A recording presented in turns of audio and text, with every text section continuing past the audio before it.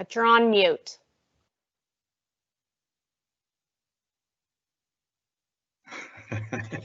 Well, there's the first lecture this evening. Good evening, everybody, and welcome to Laphroaig Day at the virtual Fèis Ìle 2020. I am John Campbell, and I am the Laphroaig Distillery Manager or Master Distiller. So, I've been here for over 25 years, and so the first native of Islay to run Laphroaig Distillery, and the longest serving manager in its history too.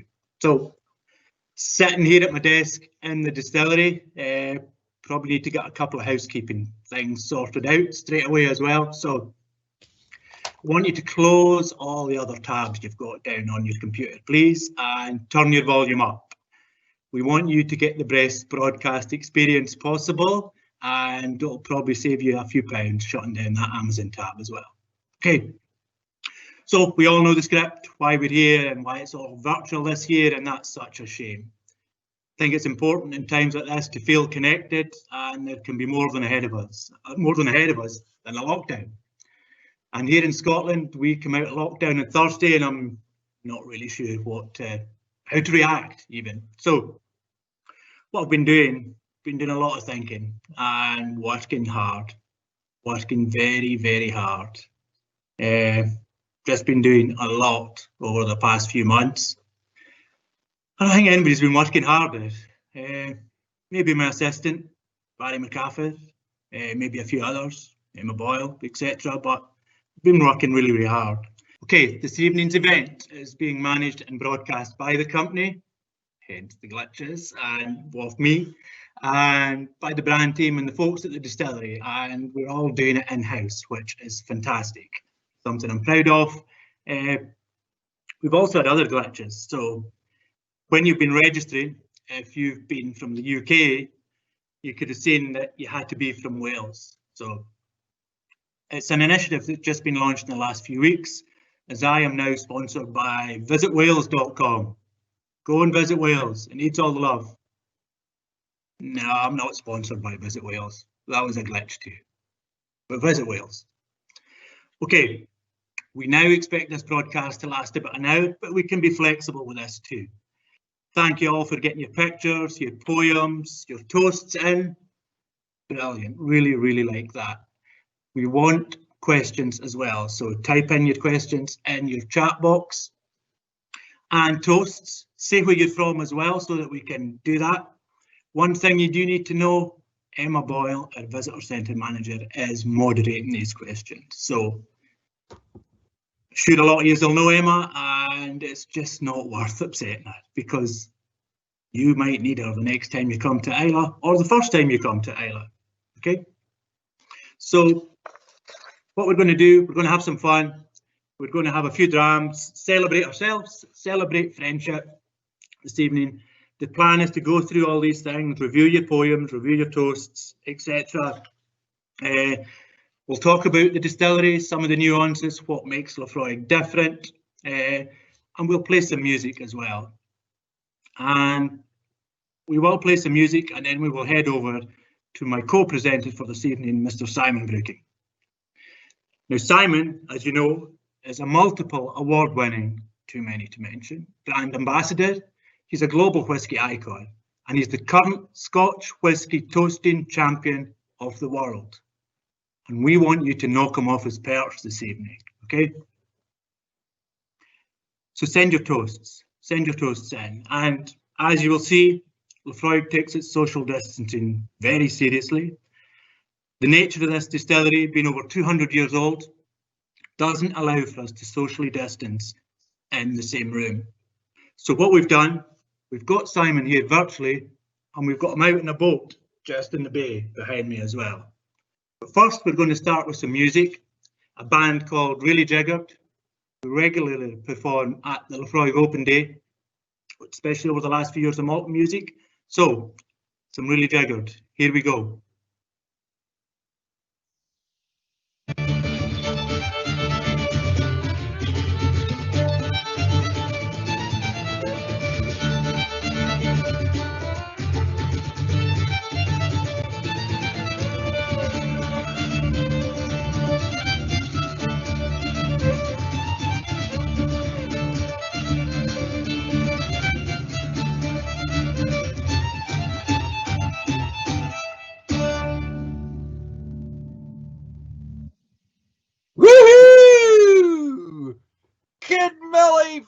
Culture, everyone! John, it's amazing out here. They're dancing whales and singing in seals and talking otters, and I see a cute little kelpie over there. What? What? I'm in the wrong virtual reality? What? Oh, all right. I'm taking out. Whoa. Oh, hey, hello there. What a great way to kick off the 2020 Islay Festival's Laphroaig Open Day. I'm Simon Brooking, the Beam Suntory Scotch Ambassador, here especially for the Laphroaig Day today. The vibrant sounds of Really Jiggered. Fiona and Alison McNeil, their music evokes celebration and the traditions of the Western Isles. Of course, all of us would rather be on Islay this year.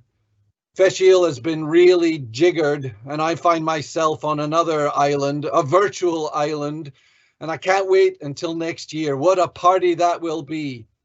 Jiggered, huh? I'll drink to that. So a jigger can be a good thing as well, you know. In the whiskey industry, a jigger is the vessel used to pour yourself a dram of Laphroaig. So we're going to ask you to do that right now, will you? If you haven't already, I love the sound of that cork coming out of the bottle. Pour yourself a jigger of your favourite Laphroaig. Sit back, or get up and dance, or go out to your garden or your patio and scream and shout, Laphroaig! And for a wee while, we'll do our best to transport you to the Hollow by the Bay. Of course, that's what Laphroaig means, the Hollow by the Bay. But what does Laphroaig mean to you? Is Laphroaig your home away from home? Is it for gathering with friends or for being on your own? Does Laphroaig transport you into the past? Does it catapult you into the future? Or does Laphroaig just stop your world from spinning and anchors you right where you are in the present, the here and now? For many of us, Laphroaig represents our life's work, dedication, teamwork, inspiration, and a family, and a job. And our job is to keep those home whiskey fires burning. But Laphroaig is more than just smoke and peat. Laphroaig, to the core, is a contradiction of flavours and experiences. Sweetness, savoury, floral, and spice. Just like our friends at Laphroaig. So we asked you to submit your favourite photos for what Laphroaig means to you, and the response was tremendous. We'll take a look at those submissions towards the end of the show. But now it's time to take some questions from all of you who are Laphroaig to the core. So we've got 3 questions we're going to take. And can we get the first question, please? Sure. Hi, everyone. So we've got some great questions coming in. Lots of people has joined us from all over the world here. One of the first good questions we've got is from Tony McGeever. Sorry, Tony, if that's not how you pronounce your surname. I actually know you, Tony. I think I've met you here at the distillery before. So the question is, for yourself, John, what was the main influences that Bessie William changed that have lasted? Okay, so that's a really good question. Bessie changed a few things at Laphroaig. I guess the main one would be the introduction of number 1 spirit still. So that was put in the late 1960s, and it just changed the flavour profile of Laphroaig forever. So I would say number 1 spirit still would be the biggest influence. Good question. What's next, Emma? Okay, thank you, John. So another good question here from somebody that we all know very well, Matt Lurin. And the question is, how beautiful is it on Islay today?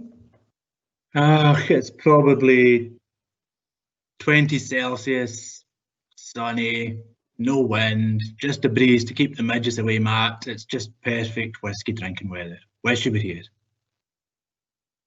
Cheers. We were tempted, Matt, to do the broadcast outside so that we could show you some of this beautiful weather, but we were a bit worried that the Wi-Fi wouldn't quite manage it. Yeah, that's true.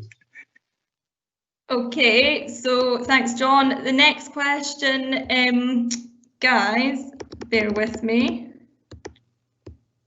What strengths do you fill the casks and why at that percentage? Okay, so we will fill the casks at 63.5 alcohol, 127 proof, just because that's the strength of alcohol that it will can extract the most flavours out the cask at. So a good question. We will normally come off the still at about 68 to 69% volume in that range. So we'll just reduce it slightly down with local water from our dam down to 63.5 and mature it there. Thanks, John. I'm going to go to you for this one, Simon. And the question is from Dommy and Craig. When did you first realise you liked whiskey? I first realised that I liked whiskey in the womb. It was certainly, there was this kind of tingly feeling, and I knew that there was whiskey on its way, and it kept me very happy. And it wasn't until another probably 16 years later that I really was able to enjoy it for the first time live. And I'm on the malting floors now. How about that? I've made it onto land. Wow, you're moving about, Simon. So yeah, what you can see in the background there now is competition. So we've had this competition going with hashtag My Laphroaig Moment, where you have sent in your favourite Laphroaig pictures, and it gave you a chance to win a bottle of 2020 Cartridge and a private virtual tasting with me. Wow, that's a great prize, a private virtual tasting. Wow, you guys are so lucky. Anyway, understandably, due to this prize, we've been inundated with pictures, and so we've narrowed it down a bit. And due to the, I guess, the wizardry of technology nowadays, I've printed some pictures off so you can have a look, and I'll share them with you. And so I'll talk to a few that we've got in. Now, I would like you to view these very seriously and put in your questions or comments below. So here's the first picture on the short list. Can you see this one? Yes, here you go. So I'm guessing this guy's Scottish because the name's Jim, and just the volume of whiskey that's in this picture definitely got to be Scottish. Either that or he owns a pub. But anyway, Jim, that's a fine collection of Laphroaig. So look at that, even Laphroaig earrings. A lot of attention to detail there. Picture number 2. Where are we going here? Okay, this picture worries me for Anu 8 May and our new husband. It looks as if they're heading towards the woods, and he's about to get clubbed by a bottle of 10-year-old Laphroaig. And maybe this is an old Scottish tradition, but unrealised, but they're from Germany, so they're probably just going to have a dram, and there's nothing sinister going on here at all. Good picture. Picture number 3. Here we go.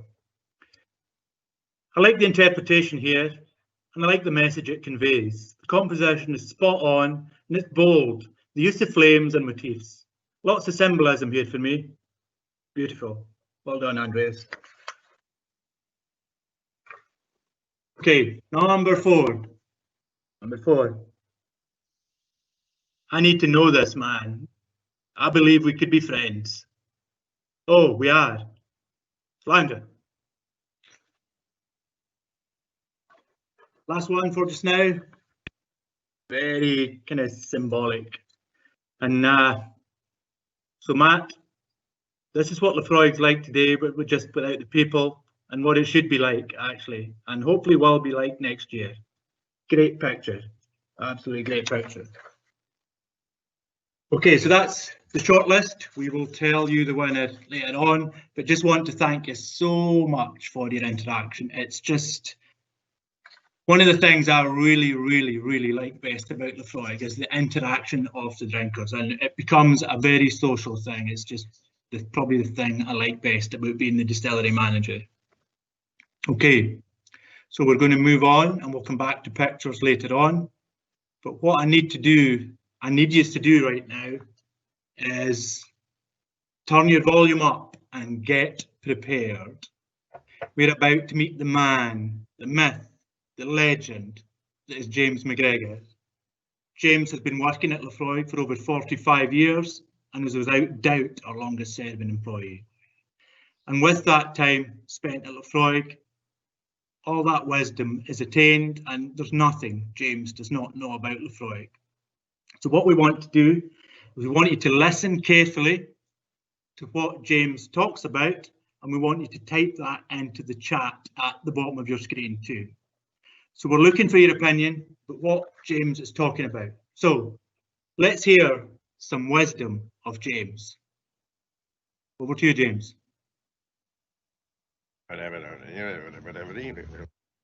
No, very interesting. Very interesting.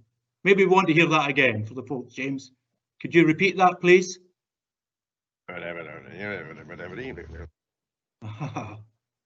Okay, so what's going to happen now? You get chatting, you get thinking what James is talking about, and I'm going to taste the first whiskey this evening. So we're going to taste 10-year-old Laphroaig. So this is without doubt the Laphroaig. This is 70% of our case sales, sold all around the world, and up until the 1990s, this was the only Laphroaig you could buy. And it's been around for as good as 100 years, very close to 100 years. It's iconic. I think it represents the region as well. As at the distillery, we only produce one type of spirit off the stills. When Ian Hunter completed this recipe in the 1940s by getting his bourbon barrels over from the US, this represented the last change in this recipe. So all the casks are first fill bourbons. They come from our sister distillery, Maker's Mark in Kentucky. And we've had that relationship now for 25, going on 30 years. So we get their casks, we ship them whole across container ships across the Atlantic. Then they come over to the distillery, and then we'll just use them once, and then we'll maybe reuse them within the company for maybe our blends, etc. But Laphroaig 10, what makes Laphroaig 10 so iconic? It just, as I say, I think it encapsulates the region. It encapsulates all the flavours of the region. Most of you, I'm sure, have been to Islay, know Islay, have heard about Islay, especially down the south of the island, all these peat bogs, etc.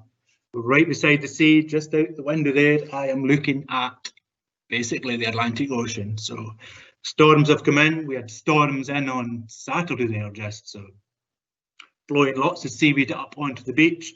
And when I smell this 10-year-old Laphroaig, it just smells like exactly what's happening outside today. Lovely day. Some storms have happened last week. They've washed the seaweed up. It's starting to just deteriorate slightly, so you've got that warm air, seaweed kind of smell mixed with the first fill American bourbons. You get some nice vanilla notes coming through, some spice.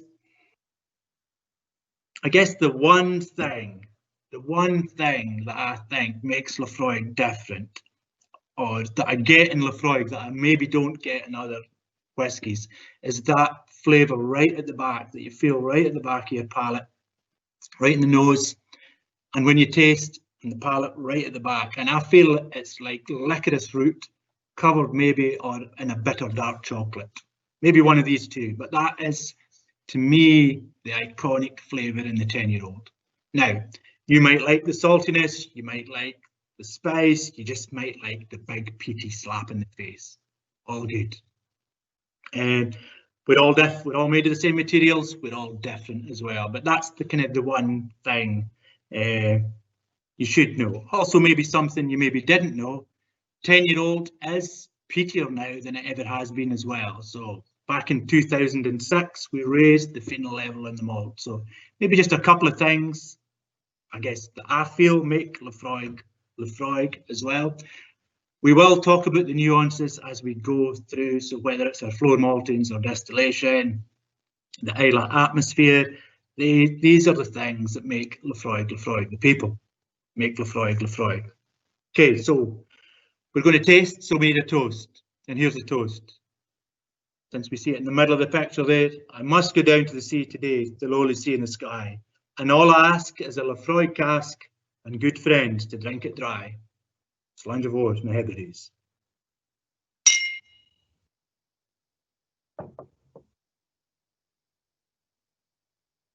Yeah, just love that. Love that feeling. It just moves all the way back to Laphroaig 10. Moves across your tongue, goes underneath, lovely and salty, and then, as I say, that licorice root, maybe bitter dark chocolate to you, sits in the back at the middle of your tongue, and to me that's Laphroaig. Okay, so that's 10-year-old Laphroaig. I think we need to see what James is saying. So you've had a chance to have a look and have a reflection, maybe a drink of Laphroaig. 10-year-olds. We've got some nice opinions coming through. Is there anything, MD, got good opinions there, Emma? Or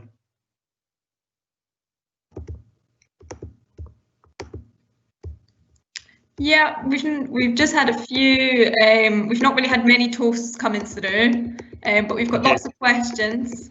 okay. And if you just bear with me, then I can give some of the toasts.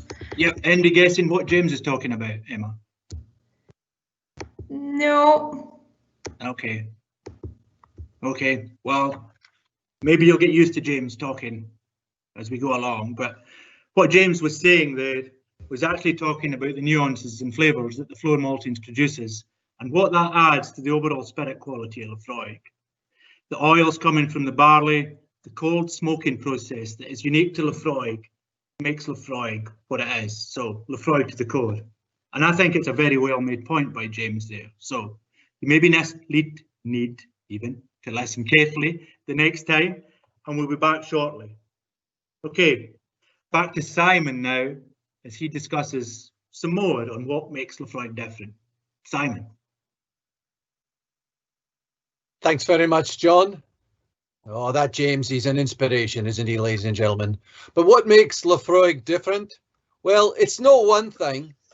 When you consider every distillery in Scotland technically is producing a spirit utilising the exact same ingredients, barley, water and yeast, it's the combination of factors that separates one distillery from the next, and Laphroaig is no different. Location, maltings, phenols, mashing, fermentation times, size and shape of the stills, where we take the cuts in our spirits run, the warehouses by the sea or up by the road, time. We have captured time in a bottle. And Scots poet Elvis McGonigal captured the moment in his ode to Laphroaig.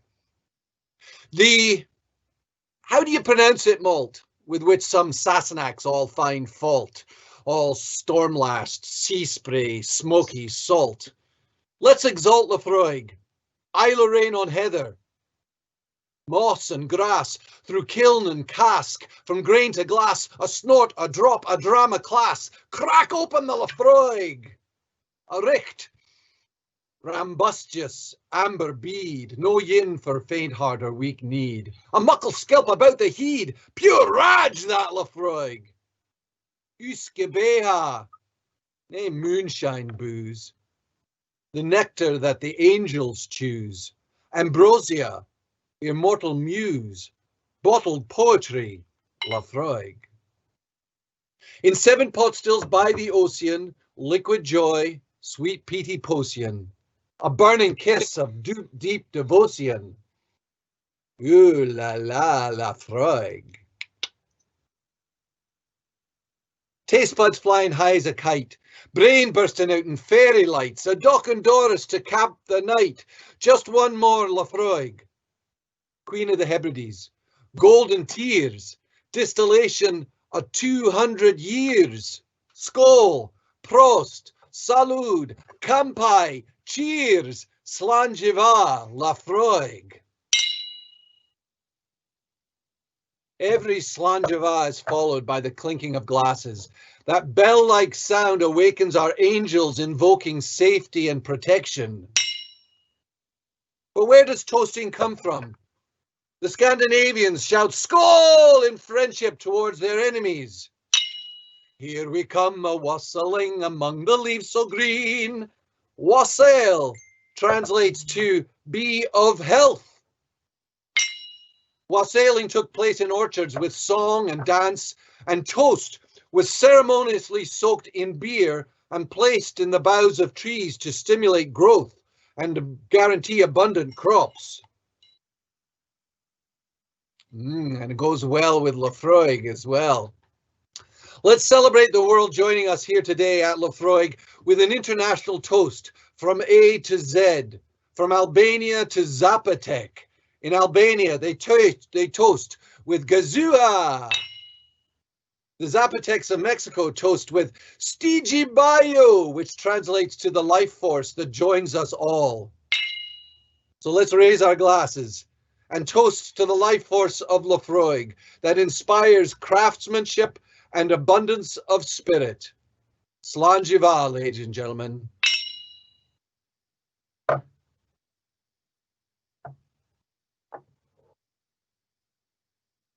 All right, I believe we may have some live toasts now. Emma? Yep, I've got some as well. So I've had some sent in by friends Laphroaig. So Emma, if you want to go, and then I can add in at the end as well. And John, if I could also mention, I want to do a shout out to Decent Pours in Auckland, New Zealand, who is, it's 5:15 a.m. there, and he is toasting with actual toast. You can't forget the roses marmalade. So there's one from New Zealand for you. Yep, we've got lots of questions flying in here, guys, so we're just doing our best to keep on top of them here and pick out the toasts. One of the toasts here I've got, I'm just going to read it out.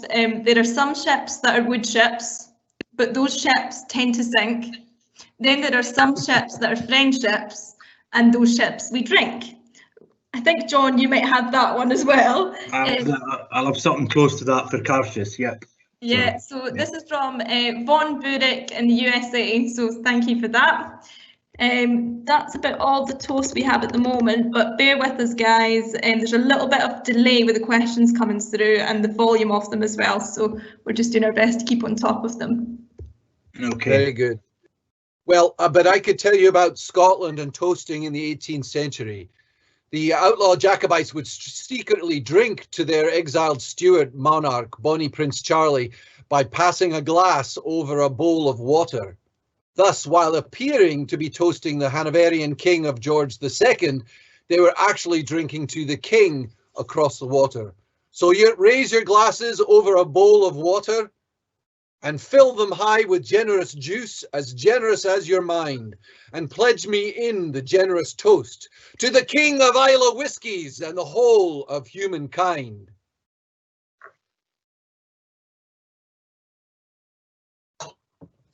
John, back to you.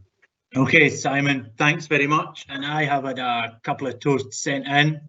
With 3 toasts sent in by people that we know and we've already heard of this evening. So, first one, very topical, and the toast is, here's to staying positive and testing negative. Flange that. And then that was Matt Lewin, by the way, that sent that one in. Then the next one is from a very good friend of mine, right in the middle of the picture there, Mr. Dan Woolley as well. So, it matters not if the whiskey glass is half empty or half full. Clearly, there's just room for more. And that's very Dan Woolley, if you ask me. And then the last one, Scottish one, and it goes like this. Lang may your lum reek. And that means long may your chimney smoke. And in other words, if you have a roof over your heads and fuel back in the day, you could keep your family warm, and it's a Scottish toast.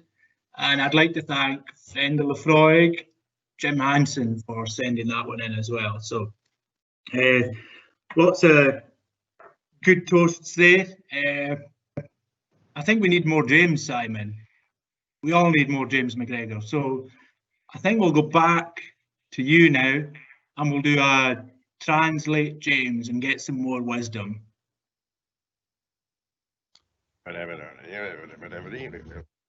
Oh, he's unbelievable. He's just so clever.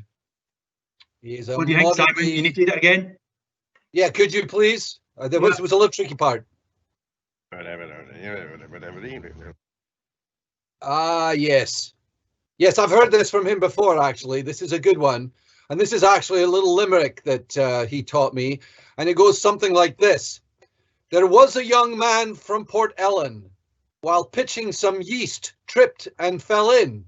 In the washback he perished, but the whiskey was cherished. And what year Carchus it is, we're not telling. How's that? Yeah, I think that was spot on. Absolutely spot on. He gets a lot of words into the same sentence, so he's very good. He's very good. Just all that language. Okay, we are going now to taste some quarter cask. Do you want to try this one, Simon? Take us through this one? Absolutely. Laphroaig quarter cask. It's one of my favorites and a fan favorite as well. It's our second biggest seller. Developed 13 years ago now by master blender Robert Hicks. Robert took the historical precedence of using quarter casks as his inspiration. The whiskey men would use these quarter casks back in the 18th and 19th centuries to bring their whiskey to market. So by utilizing the 125-litre quarter cask as a second maturation, Laphroaig transformed into the wild child, rambunctious, dynamic, vanilla, caramel and coconut notes with overtones of spice and dry. Bottled at 48% and non-chill filtered, Laphroaig quarter cask is an award-winning single malt loved around the world. And I've got a toast for this one, and it goes something like this. Here's to fighting, cheating, stealing and drinking. If you fight, may you fight alongside my brother. If you cheat, may you cheat death. If you steal, may you steal another's heart. And if you drink, may you drink with me. Cheers, Slanja.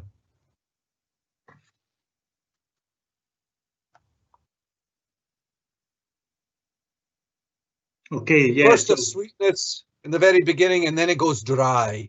And then right about now, your salivary glands are now pumping out all this saliva along the sides of your tongues and along their cheeks, screaming out, send me more whiskey. That's what it says to me as well, Simon. I remember being at the distillery when this one was being conceived as well, and it just took us so long to get this recipe right, and we ended up taking 5 years with Robert, etc., to get this recipe. So, yeah.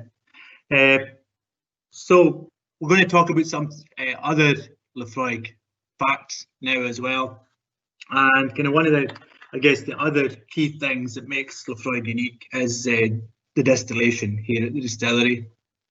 And so we do have an odd number of stills. It's one of the things that just makes us different. Again, we briefly talked about it earlier on with a question. And so the distillation. So we have 3 stills in the first distillation and 4 in the second distillation, and 2 different sizes in the second distillation. So you keep drinking your quarter cask and I'll explain this all to you. So what happens is, first distillation, we'll get all the low wines out of that. We'll collect them in our tank up the back. We'll then put it into normally the 3 small stills. The big one doesn't run all the time. So the big number 1 that Bessie put in. So it will run probably once every shift. The other ones will go in probably a 6-hour cycle. So what that means is they're all running differently, and we don't balance off like a normal distillery would balance in a pair. So what we then do, we will balance over a fermentation vessel. So we will do 5 wash distillations, getting the low wines from there. We will get 5 runs of the small stills, as pairs, and then we will do one run of number 1 spirit. And over all of these runs, we will get a balance. So very different and a unique way of distilling. I've never seen in any other distillery that does it this way.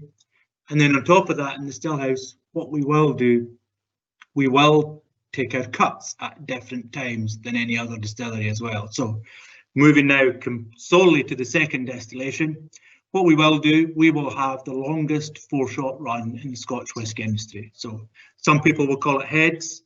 Alan Isla, we call it 4-shot. So 45 minutes, the spirit will be recycled, sent back to the tank to be mixed with the low wines from your first distillation.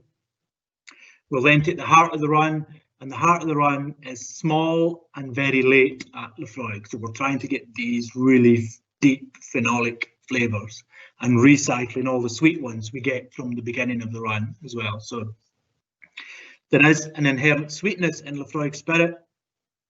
Second thing about this is when they put number 1 spirit in, they didn't tune it into the 3 small stills. So we actually produced 2 different types of new spirit, cutting later and deeper than anybody else in the Scotch whisky industry. So what that does, I feel, and this is the influence, is because we run it slightly faster, number 1 spirit, what it does, because you're distilling faster, you get more carryover into the condenser. So more oils, more kind of grassy flavours, more kind of heavier flavours coming over. So what this does, mixed with a lighter, slower distillation with the small stills, they get more copper contact, more reflux, so more kind of sulphur compounds coming through. This gives us balance and depth of flavour. And that's, again, as I said earlier, when drinking the 10-year-old, that is the thing I love about Laphroaig the most, is almost the depth of flavour as much as anything else. So some more key facts. Do you want to go to some more questions, Emma? Want to try a few more? Yeah, we've got some translations from James coming through now as well. Oh, cool. What are they thinking? Okay, so is it the theme tune to the snooker?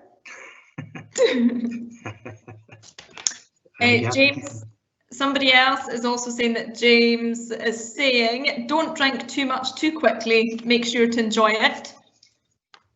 Yes, always savour it, and drink responsibly. The company will be happy with that, I feel. And then another James translation, hand over a Laphroaig to Frank, the Dutch biker. Ah, Frank likes his Laphroaig then, so yeah, maybe. Good to get that. Okay, so we're going to talk about some poems now as well. So Simon, do you want to talk about some poems? I think you've got one first, and then I will do a poem after you. Absolutely.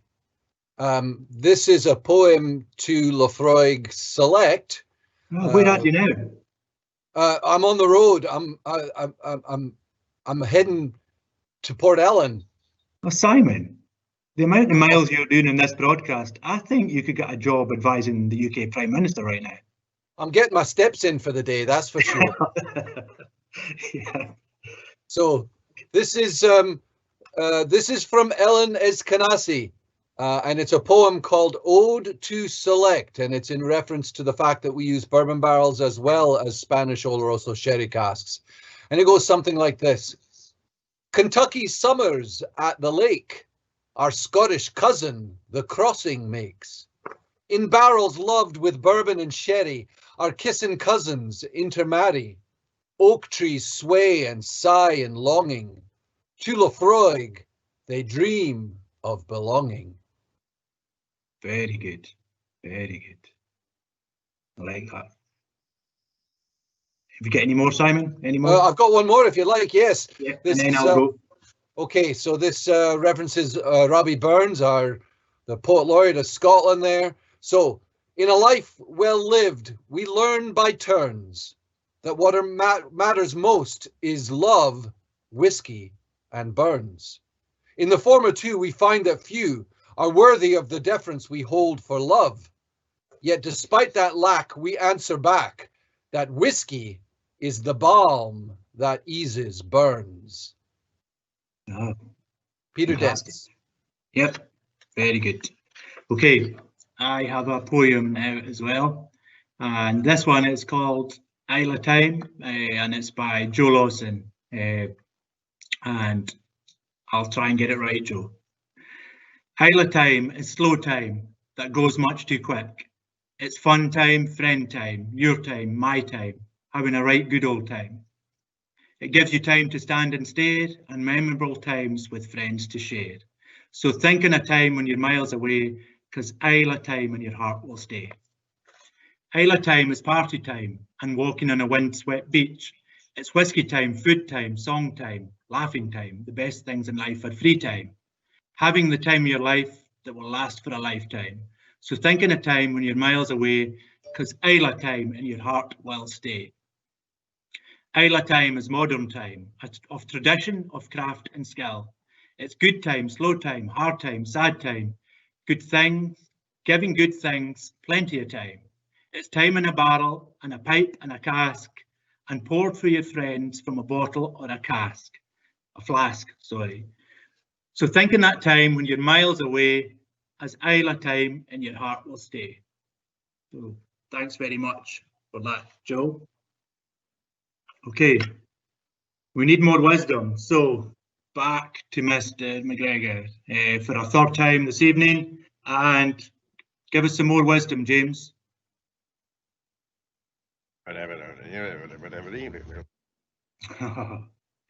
Very perceptive as usual. Okay, one more time.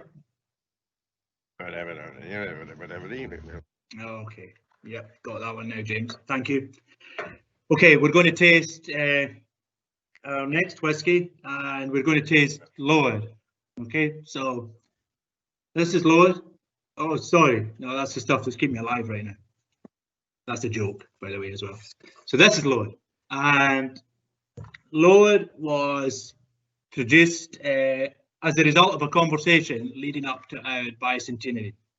And on bottles of Laphroaig, it always says the most richly flavoured of all Scotch whiskies. Okay, so we've said this for 100 years or so. And so somebody basically just asked me what makes Laphroaig rich.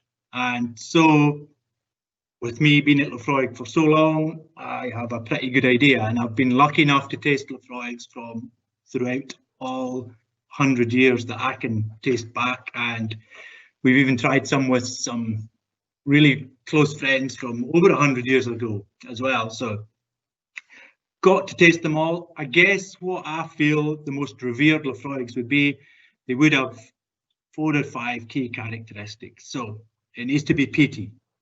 Yeah, no surprise there. Eh? Needs to have fruity notes as well. Needs to have floral notes, and it needs to be dry. If I was making whiskey for myself, there would be no dry at all in it, but not making whiskey for myself. So what we've done with Lower is that we have got a base of this one, 65% 15-year-old Laphroaig. And then we've added in other components around that to create these flavours as well. So to get the fruity, we'll start with that one first, because that's the flavour you'll taste first when you taste Lower. What we do get, we have used 21-year-old bourbons to get some of these really tropical fruit notes coming through, and then we've used 10-year-old Oloroso, fully matured, and Oloroso sherry to just give it that kind of real, kind of nice, kind of warehousey feel as well. So nice kind of red fruit notes coming through with the Oloroso sherry. The next flavour you will get is floral, and what we have used to get floral notes in Lower, we've used 11-year-old, fully matured, and virgin European oak as well, and that gives a real intense kind of floral note coming through. We then go, and you will get dry next, and for the dry we used a very, very small amount of 9-year-old, and it will be fully matured in quarter casks. So if you remember when we were talking about quarter casks, more surface area, less liquid, so it really intensifies that flavour profile coming through. And then the last bit, to give it some peaty power, we've used 8-year-old first fill bourbon. If you know me, you will know that this is my favourite age of Laphroaig.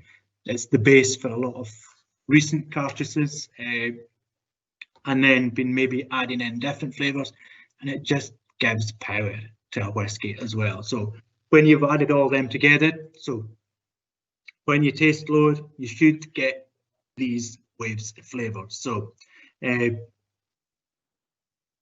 what we'll do, we'll have a toast, and here comes a toast. We'll get deep now. Okay, we're going to get deep. On yonder hill, there stood a coo. It's not there now. It must have moved. Slanger.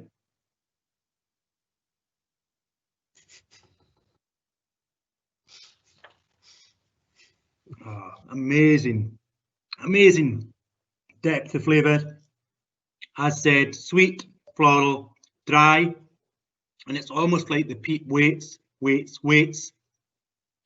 and then from your throat comes up, sits right in the middle of your tongue and says, nope, I win. I love the intensity of floor. Really, really like how it's turned out. And then you've got all this 15-year-old cask oils floating about your mouth as well. So it lingers and it lingers and it lingers. Yeah, really, really tasty. Okay, we're going to go back to Simon now, and he'll talk about the load of Laphroaig. Yes. Over to you, Simon. Thanks very much, John. Yes, the story of that James told us, that last wisdom of James, it's a very well-known story that had been told to him by Dougie McDougall of a man who had been making whiskey for years, till he knew the time had come for him to get rid of his whiskey and his still. He'd lived a quiet life, distilling whiskey in the hills in a cave where he sold it to the local buyers on the quiet. Now this day, he took his whiskey in a keg hidden under his arm and was stepping onto the road when he was apprehended.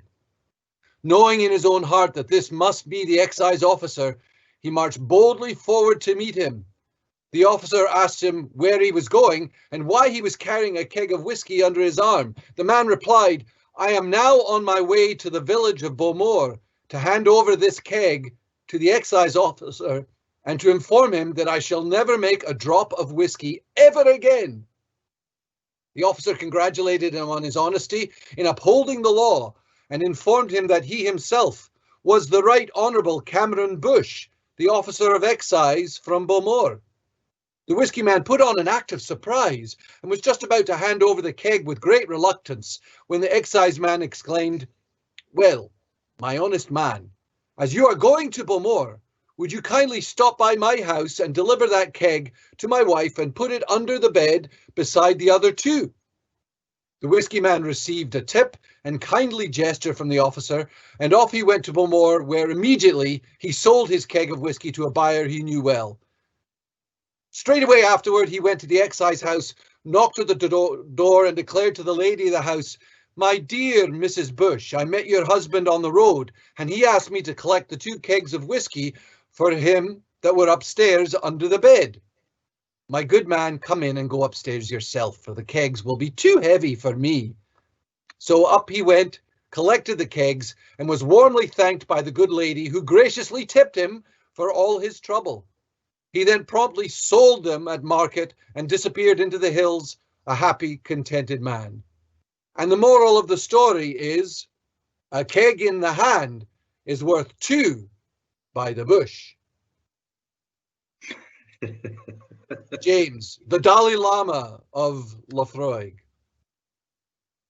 And so back to you, John. Okay, thanks, Simon. Do you any more questions there, Emma? Do we want to go to some more questions? Yeah, we've got some more James translations, guys, if you'd like to talk about those. Okay, yep, absolutely. Yeah. So our good old friend Mario Campa. Hi, Mario. He thinks that James is saying, I can't believe you've made me do this. It's a good thing I've already had a few drams today. Yeah, very good, man. This is more an opinion rather than a translation, but I think James will find the funny side of it. angry, salty old mushroom flavoured grandfather giving you a rare backhanded compliment. Who's that from? Like that one. Yeah. And another one here from Jim Hansen. Okay, Jim. Any of you guys who have visited our visitor centre here at Laphroaig, you'll see the beautiful barrel made out of stone outside the visitor centre. Jim made that for us. Great piece of work. Jim said, "Do you want me to say Laphroaig backwards?" What's that? Do you want what? Do you want my tea say Laphroaig backwards? We all know James loves a good cup of tea. I think that was his point. Oh, right. I was trying to read Laphroaig backwards there, so okay. Okay, so we have my Laphroaig moment, and we do have a winner as well. So, do we want to do the big reveal, please, Judith? Okay, so I knew Amy is the winner, and yeah, I still think the husband's getting clubbed here, but well, that's just me, I guess. And so we will be in touch. What we will also do as well is we will post a lot of these pictures and comments, and we will get back to your questions as much as possible, but we will be in touch directly with you to get the bottle of Cartridge sent to you and to set up the private virtual tasting. Lucky yous. Okay, so next we are going to then discuss something a little bit special. We are going to we've talked about all the kind of things that roughly make Laphroaig. We've talked about the people, we've talked about the flowing maltings, the distillation, Islay itself out the window. We're now going to talk about this year's Cartridge. So port and wine cask Cartridge. And I have a dram. And I'll explain a bit more about this. So it's matured in portwood barriques, and it's fully matured there, and this is 85% of the liquid. And the reason for using a portwood is just because of the success of 2013 portwood Cartridge. So we've managed to, we are usually working 5 or 6 years ahead with Cartridge, so we've managed to get it back into the cycle here. But we've given it a twist this time and adding in 15% of a different liquid as well, and this is 5-year-old bourbon, so matured first in bourbon, then transferred into red wine barriques for 3 years. So it's an 8-year-old, so it is going to have punch, and as I've said, a lot of the cartridges over the last few years have been with that 8-year-old in it to give it the power. I noticed one of the questions going up the side there is what gives you the inspiration for cartridges as well. So it's you guys, a lot of you guys, just talking to you guys as I'm lucky enough to travel around the world, doing Friends Laphroaig events all over, talking to Simon, talking to Emma, people coming to visit the site, just talking to everyone. So we are always trying lots of different experiments going on in the background. We're trying had some glorious failures, had some amazing successes. Some of them take longer than others. It's really, really, really good learning for me, I feel. So it's just, I would say the inspiration mainly comes from people. The original portwood actually came from an in-flight magazine. Just seen that peaty whiskies do well with portwood, and I thought, oh well, I'll give that a bash, and it worked out really, really well. So with this one, back to 2020, so it's bottled at 52% alcohol, and the last 2 digits of the alcohol will normally indicate the year of bottling, unless we do a cask strength like we did last year. Okay. What you'll see, there's a real kind of pinky hue to this one again, like we had with the portwood. What do I get? because of that portwood, it is such a big kind of bold flavour up front. I get quite a lot of that there. So I get a lot of sweet notes up front, maybe a wee bit. I get marshmallow, maple syrup, and then it goes dry, salty, and really peaty at the end as well with that 8-year-old. So on the palate, and we'll do the toast. We'll do the friendship toast now. So there are good ships and there are wood ships, and these are ships that sail the sea. But the best ships are friendships, and may they always be. Land of eye, everybody.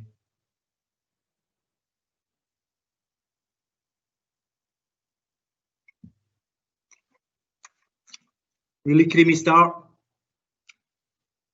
Lots of these fruity flavours. I get a wee bit nutty, maybe orangey. And then it's like white chocolate now, just a creamy white chocolate sitting in your palate. But the peat's building in the background all the time. Dry rock salt just at the sides of my tongues as well. So my tongues, I've only got one, promise.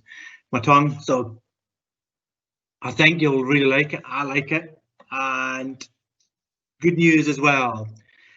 Details on how to purchase this bottle will be sent to Fèis Ìle Recording in an email tomorrow. Okay, so you're going to have to look out. You'll get a link and it'll take you to be able to purchase a bottle of this year's Cartiers. Now, if you're in the US, sorry, we can't do that, but you can expect it reasonably soon in the US too, hopefully within 6 to 8 weeks. So check your inbox, and I hope you like it. I know, well, I certainly do, and I'm happy with the way it's turned out. Okay, and I think to celebrate Cartiers, we need a song. Simon, can you give us a song? Because you definitely don't want to hear me singing.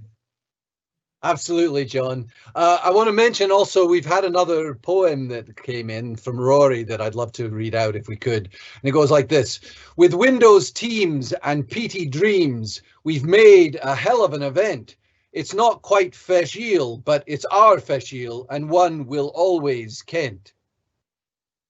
Brilliant. Thanks so much, Rory.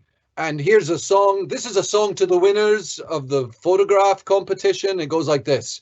We've come from the cold and frozen north for booze, for booze. Laphroaig's the whiskey that we want, we choose, we choose. We love Laphroaig when it's in our glass. If you don't like it, well, kiss my association with you. Laphroaig's the booze we choose. That's to the winners. And now to everybody out there, I want to say thank you for joining us here today. I look forward to seeing you out on the Whiskey Road.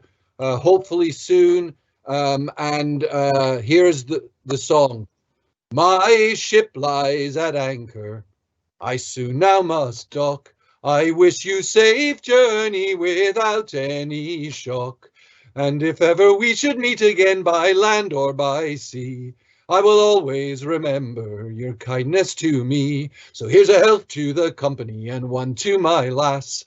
Let's drink and be merry all out of one glass. Let's drink and be merry, all grief to refrain. For we may or might never all meet here again. On behalf of Laphroaig and Beam Suntory, Slán Javal, ladies and gentlemen. Cheers.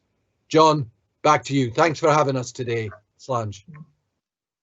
Okay, thanks very much, Simon. And I just need to say a lot of thanks as well. This has been good fun. Few glitches, but all good, all good. Now you know it's live. So just like to thank Really Jiggered, Conrad Borowski for some of his photos, David Miles for the cocktails also. And if you want to see more, Isle Pipe Band as well. Isle Pipe Band, I've got some stuff on the website too. And if you want to see more, go to the website. It actually works nowadays too, so yay. So thanks to Riley and Simon in Chicago who have produced for us, Judith in Germany and as our director, Charlie in Glasgow and Emma here in Islay, and the legend that is James McGregor for being a good sport. I'd also like to thank the rest of the distillery team and the VC team for just supporting us all through the time, and also last by no means, Mr. Simon Brookin, for bringing Laphroaig to life for so many people for so long. You are just the best. Amazing. And to you, all the viewers, all I would say is, let's make, it's about, because it is all about you, and so let's next year make up for it in things in person. If your question hasn't been answered this evening, we hope to get to them in the next few days as well, and we will post some more of these My Laphroaig Moment pics on the website also. And if you like what we've done this evening, what you should do, you should keep a lookout on @LaphroaigJohn or @SimonBrooking on Instagram or Twitter, and we'll try and gauge this just to see if we want to maybe just do 2 or 3 more of these, and maybe we'll try and raise some money for good causes around the world as well. So again, just like to thank you all for all your support, and to the teams, to everybody, Slán Java, and all the best. Cheers. Thanks.